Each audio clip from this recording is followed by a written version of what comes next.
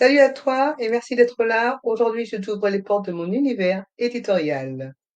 Je suis plutôt discrète, mais j'avance dans mes projets et souvent en silence, entre mes carnets, mes cours en ligne et mes idées qui débordent.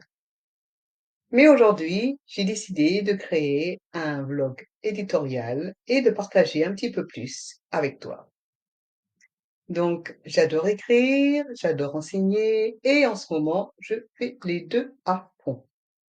Je suis en train d'écrire, de corriger, de peaufiner mon livre Un dîner entre amis mémorable et tu en as certainement entendu parler dans mes podcasts et dans mes vidéos.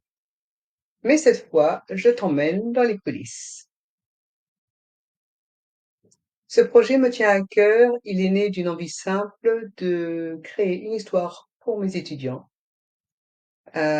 pour qu'ils puissent entendre le français parlé en contexte dans une ambiance familière, chaleureuse et vivante. J'ai donc choisi un thème et avec le thème du dîner, il n'y a pas photo. C'est un cadre que tout le monde comprend, l'ambiance, les échanges, les petits rituels à table et je me suis dit: «C'est parfait». Donc comme je disais, j'ai une passion pour l'écriture et le français. J'ai kiffé sur ce petit récit, un dîner entre amis mémorable, qui en moins de 2 était prêt. Tout cela s'est fait très vite et cela s'est fait en fin d'année dernière. Ensuite, j'ai écrit une autre novella, hem, dont le titre est Adrien. Donc tu peux écouter le premier chapitre sur notre chaîne YouTube de Français toujours. Je mettrai la photo à l'écran. Tu veux savoir d'où vient mon inspiration? Elle vient de situations quotidiennes, d'une conversation, d'un mot que j'ai entendu ou d'une expression que j'ai lue. Ah oui, je te raconterai comment le dialogue spontané Monsieur Gérard prend le bus est né, dans une autre vidéo. Trop, trop marrant. Si j'avais un carnet à portée de main, je serais toujours en train d'écrire des scénarios ou des histoires. Non, c'est vrai. Et je ferais rien d'autre de la journée. Je dis ceci parce que il y a tellement de choses super intéressantes dans la banalité du quotidien. On s'en aperçoit pas parce que on est occupé, toujours busy busy.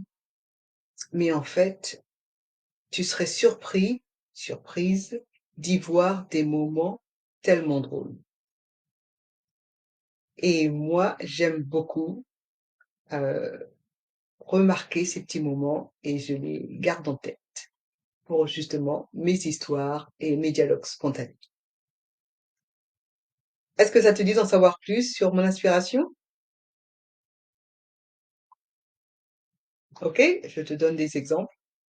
Alors, Marc prend le métro. L'inspiration, c'était un trajet parisien dans le métro. Le brunch du dimanche matin, c'est une conversation sur les régimes. Et la réservation du restaurant Découverte avec Monsieur Gérard, c'est une pub que j'ai vue dans un magazine. Donc, voilà pour mon inspiration de mes dialogues spontanés. Donc, voilà le mot de la fin. Tout peut être inspiration, il suffit de regarder.